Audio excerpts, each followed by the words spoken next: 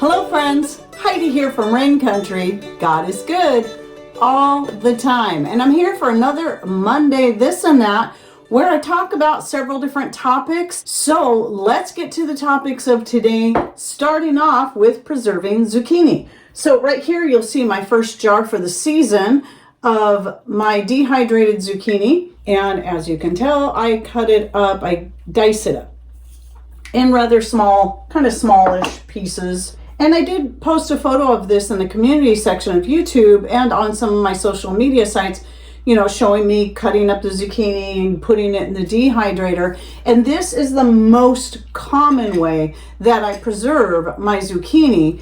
But that, of course, brought about a lot of questions from newer followers who wonder what I do with my dehydrated zucchini like this. And I've done actually quite a few zucchini related videos over the years. And what I'm going to do is link you to the one I did, the most recent one, which was, I think, a couple of years ago or so.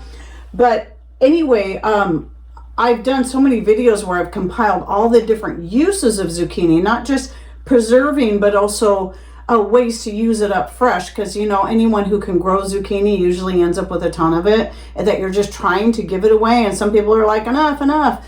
So there are many ways you can use zucchini, but for me, my favorite way is to dehydrate it like this, because in this form I can use it in just about any dinner that I make. So for me, this is going to be something I throw into every single soup that I make. I usually put it into most of my sauces, whether it be my Italian sauces for pizza, spaghetti, lasagna, ravioli, or a barbecue sauce, or a gravy, Alfredo sauce, anything like that. Anything where I'm already cooking something that's in a liquid form and I just throw it directly in there, because it'll rehydrate while you're cooking the stuff anyway.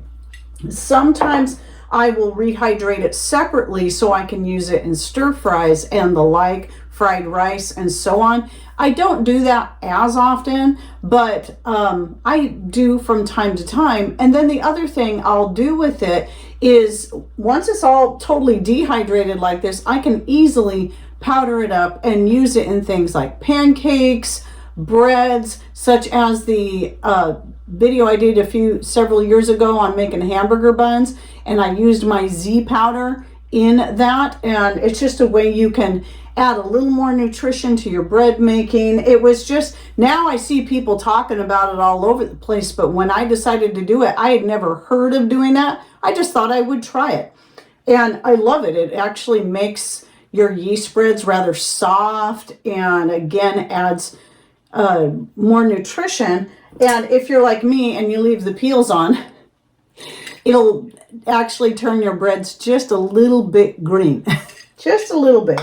Very pale green. Some people might not even notice the green color unless you're looking for it. Now, aside from dehydrating, there are other ways you can put up zucchini. Now, I did try just canning, just plain zucchini, just with a little bit of salt and water, threw in a grape leaf or two to hopefully help with the crispness of it, to see how it would work. And it did okay. I just wanted to try it, so I did a small batch a couple of years ago. And it's okay. Well, you know, I still have, I think I did finally work through the last jar I put up. And it's okay to throw into various dishes just like that, or have it as a side dish. It does tend to be still quite a bit on the soft side, because that's just the way zucchini is. Another way I have preserved it for use like that, when I want it just to, maybe in bigger pieces, I want it in a closer to fresh format, is to freeze it. And that has always worked quite well, especially if I'm going to do something like a beef, potato, vegetable bake, and then I can just thaw out a bag and toss it in there along with my potatoes and whatever meat that I'm using, and maybe some carrots. And you know, that works pretty good. But some other ways that I personally have preserved zucchini is to do like the fruit method. So a lot of people hear about pineapple zucchini, but I've experimented with other types of juice like black cherry, passion fruit, and even a organic fruit punch. And you can do that. It doesn't have, if you don't like taste of pineapple, you can use any kind of juice. Apple juice, if you want your zucchini to taste like apple. And I even did a video several years back where I did both a black cherry and the pineapple zucchini. And I'll link to that video in the description box down below.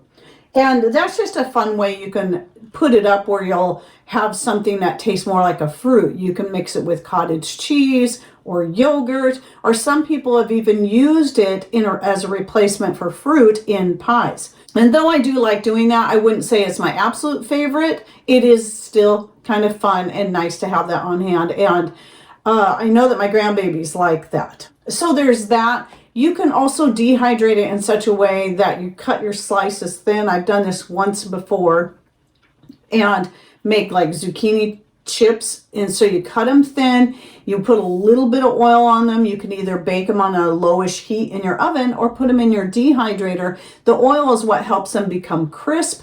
You want to salt them very, very lightly. That was a mistake I made with that batch I did, was I just salted them like you would fresh cucumber, zucchini, or whatever. And when it dehydrates, it shrinks up, right?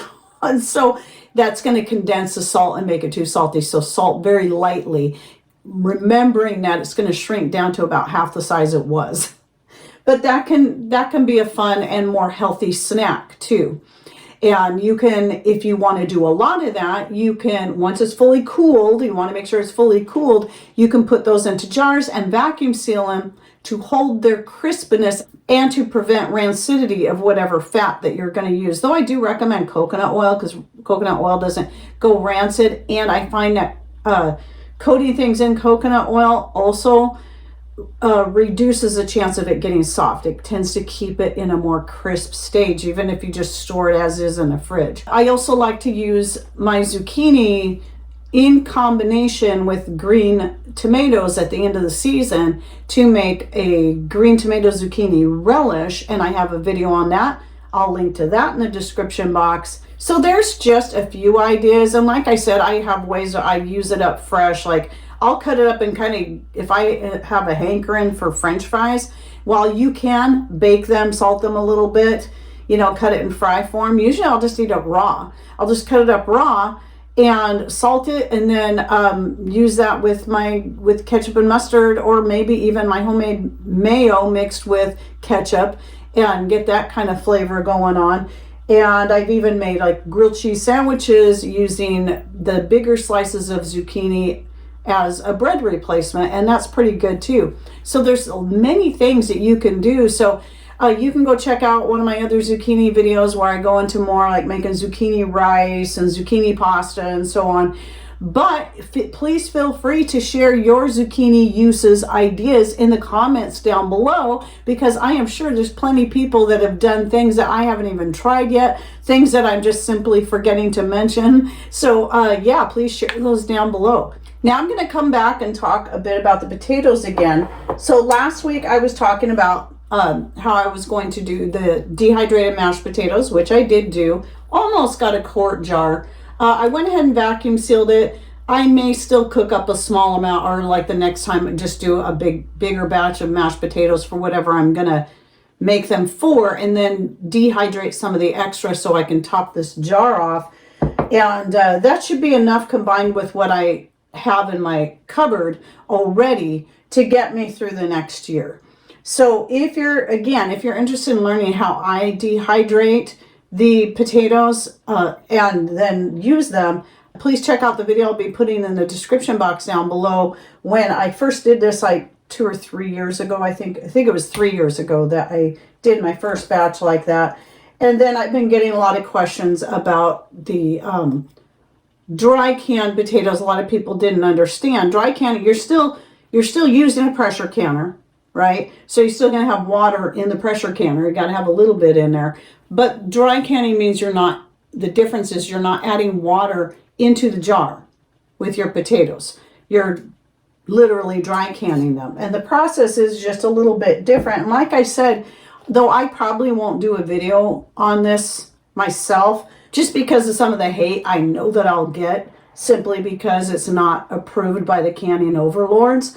But there are many people out there that have videos or blog sites that share their own recipe. But yeah, it's simply, soaking them in some kind of acid in water. So I used homemade vinegar. You want to soak them for at least an hour. I've let them just soak overnight and dealt with them the next day. Drain them out really well, salt and butter them or some kind of oil, and then put them in your jar and then can them. I did 40 minutes for the quart jars and 25 minutes for the pints. So I first did pints just to try it. And then I decided, well, I'll do 4 quarts. I'll put up a little bit more. Then decided, you know what? I still have a lot more potatoes to dig up, so I'm going to go ahead and do another 4 quarts, which I did after I did the dehydrated potatoes. But I still have a lot of potatoes to put up. I have a lot, so I may still can more. I haven't decided yet. Some of them I'll just put in storage as is and then store them in the straw. Or even sometimes I'll use like wadded up paper that you get in packages, the brown paper. And that works decently well too, and is less messy than having straw, which since I store my potatoes in the house, it's the best place for me to store them, in the coldest room in the house. Storing them in straw is great, but it can be a little bit messy as you're digging through there trying to get the potatoes out. You're getting straw all over the place. So this is where I like the paper better. It's a lot less messy as far as that goes. But at any rate, I will do a bunch like that, and then I'll work through those first before I work through my canned potatoes or my dehydrated potatoes. And then I also have the sliced dried potatoes. I realize I still have a lot from a couple of years ago, so I'm not going to make any more of those this year. Oh, but I was going to share with you, so I still have a lot of potatoes to dig up. I think I figured I've dug up so far about 50 pounds. I may have that much more again. That's about average. I usually get about 100 pounds of potatoes every year. I don't typically weigh them all. I just dig them up as I'm putting them up and don't do it all at once. So I was talking about how my yellow potatoes seem to do best in my pumpkin patch area. And so these are just some examples of the types of potatoes I get in that particular area. This, of course, being like the biggest one this year, but not uncommon. And then the red potatoes, these aren't my biggest red potatoes. I still have a lot more red potatoes to dig up, but they're not the biggest red potatoes I've ever dug up. I mean, the first year I decided to plant red potatoes, I got some really massive potatoes, red potatoes. I didn't even know they could get that big. And I'll put a couple of images here. So I grow them. I'm finding that there are places, since I have like 4 different places I grow potatoes, I'm finding there's some places where the yellow potatoes do better and places where the red potatoes do better. So I'm going to start planting them accordingly. Now I have yellow potatoes only in my pumpkin patch. I have red potatoes only in this is where I dug these up, in my section where I grow my snow peas. And then I have another section that's only for yellow potatoes, but out front is where I do the mix of red and yellow. And out there, the red potatoes do better than the yellow. I don't get potatoes like this out front, but I do get them in the back. So that's one thing that's kind of interesting, is you'll find as you work with different types of potatoes or pumpkins or so on, they're going to find which ones are going to grow best for you. But also if you're trying to grow them in different areas, you're going to find what areas, what potatoes or what pumpkins or what zucchini or what tomatoes like best through the experimentation, which is why whenever I'm putting in my garden, I always have my tried and true places that I'll stick with, but I also will try growing some of these things in a different area. So this year I did put a zucchini out in my West herb garden just to see how it would do. It's doing okay. I have yet to get a zucchini on it, but it was also farther behind than my other zucchini, so we'll see how that does. I tried on a few occasions to plant potatoes over there. Now I have a couple plants there I haven't dug up yet, but I tried something a little bit different by planting them there and putting them out farther closer to the grass where they'll catch a little bit more sun to see if and rain, to see if that would work better. So I don't know yet because I haven't dug them up yet, but I'm suspecting I'm only probably going to get a few small potatoes like I've always gotten every time I try it over there. But the thing is, it's still, if I've got any open areas, because I just dug up an herb that I decided I didn't want that anymore, here's an open area, let me experiment with this open area. And so that's always just a wise thing to do. It helps you to learn where things do best for you. Now, I can't say, like, my nasturtiums tend to do best in pots on my deck and in a specific location out back, that where I was talking about the snow peas, that is an arched panel area that is not covered, unlike the pumpkin area that is covered. My nasturtium grows really good on the one side. I put my snow peas on the opposite side, but I won't grow my snow peas on both sides because the one side is where it's going to get the most shade and stay the coolest, which is important for snow peas because it's right close to the chicken coop, which also has the kids' old playhouse way up top, so it gets a lot of shade through good part of the day to prevent it from getting too hot. But on the opposite side, that side gets full sun, so my nasturtiums love it there, and I'll also grow some beans right along with the nasturtiums, and they all climb up each other. But when I've tried to grow nasturtiums in other places, they just never do quite as well. You know, in pots out front, they're just meh, but in the pots in the back, they love it, the pots on the deck. And so it's sometimes I can't really tell for sure why some do better in some places than others, but that's just the way it is, and you'll figure that out as you go. If no matter how experienced you are in gardening, I think it's always a good idea to keep experimenting and trying new things, because you may find something that actually does work better. So from now on, I won't be planting yellow potatoes out front anymore. Those are only going to go in a couple of key locations in the back, and I'm only going to plant red potatoes out front because those did the best out front, where the yellow potatoes were just sort of so-so. Now, while I'm talking a little bit about canning, the other thing I wanted to bring up is that since I had the Superb brand did send me some jars. They sent me some wide mouth quart jars and some regular mouth pint jars. I was able to finally get around to trying using their jars, and so the potatoes I put up so far in the quart jars have been in the Superb brand jars, and I'm actually quite happy with them. At first I was kind of like, man, they're kind of boring looking, they don't have any cool fancy thing on it, but you usually can't really see that very well once it's filled up with stuff. And I'm finding I sort of like the smooth look and texture of it better anyway. So this is all 100% US made jars, US made lids and bands right here. And yes, I still have the band on very loosely, and I'll explain why in just a minute.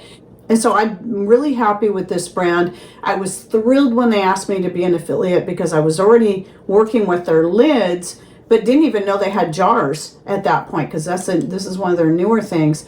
And so if you want something if you're, especially if you live in the United States and you want something is made in the United States, unlike the 4-jars lids that are made in China, and the question about whether or not the ball and cur jars are still made in the US, or that's kind of questionable right there. But at any rate, Superb is the way to go. And so now that I'm affiliate, it's really great because you can get 20% off your order by going through my link that you'll find in the description box. And the benefit to me is that I also earn a commission off of that. So you get a deal, I get a deal, and we get a good US made product that works quite well. So let me come back to why I have my band on my canned jars, because people are going to see this and they're going to say, I thought you weren't supposed to leave the bands on your canned goods. And while there's truth to that, there's a lot of stuff that people aren't thinking about. And this plays into why this lid is on here very loose, or this band. So no, you should never leave your bands on your jars after you pull them out of the counter and they've cooled down. You need to take them off. You need to wash everything very well, especially around the threading and the band itself. Let everything dry completely. Now you can store it like this, which is great, and I do this. However, because of the way my shelves are set up and I have to stack my jars in a certain way, which yes, even if you go to the National Institute of Home Food Preservation, you will find it is okay to stack your jars as long as you have something in between each layer of jars, which I have. Most of it is layers of cardboard, and some of it I actually have some really thin boards, plywood, really thin. But anyway, because of the jars on the bottom are going to be taking some of the weight from the jars on top, I prefer to put my bands on there loosely so that the weight on top is going more onto the band and the threading of the jars and not so much directly onto the lid. That's just that's just something I prefer to do. I feel better about that, rather than having the jar sitting directly onto and all the weight going directly onto the lid itself. And I've been doing it this way for many years, have not had any issues. So at any rate, that's it for my this and that for the week. Any thoughts, ideas you'd like to share, please put them in comments down below. And don't forget to check out those links in the description, including the superb lids, jars, etc. And thanks for watching. Take care and God bless.